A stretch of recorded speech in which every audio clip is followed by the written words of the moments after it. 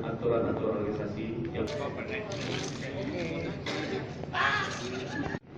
jurnalistik memproses informasi ketika dia diproses check and recheck, ketika dia menghormati value kemanusiaan. Jadi kalau itu fakta, kita harus pastikan itu independen, kita harus pastikan itu netral, kita harus pastikan itu mengabdi kepada kemanusiaan. Yang membuat kita bingung adalah sisi distribusinya.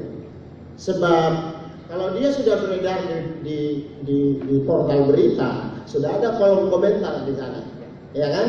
Kalau dia sudah beredar lewat Facebook, dia sudah ada banyak komen, ada orang share, distribusikan. Kalau dia beredar di Twitter, udah ada komen, ada share, ya.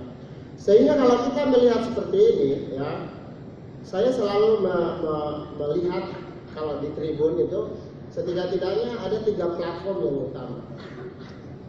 Kalau di print, kita bicara tentang readership, dan itu kita bicara tentang Nielsen. Ya. Mungkin kalau di televisi kita bicara tentang rating, ya, itu Nielsen juga. Tapi kalau di portal berita, kita bicara tentang parameter yang berbeda sama sekali dari portal berita, dari surat kabar. Kita bicara tentang Comscore, kita bicara tentang effective measure, kita bicara tentang Google Analytics, kita bicara tentang Alexa.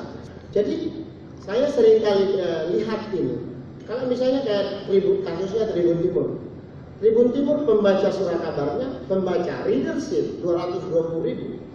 Tapi di portal beritanya kita 200.000 hari-hari daily visitors. Dan di Facebooknya ada 500.000. Jadi suatu waktu ketika Tribun Timur cetak mati, sebenarnya kita ada punya 200.000 pembaca di digital dan kita punya 500.000 pembaca di audiens.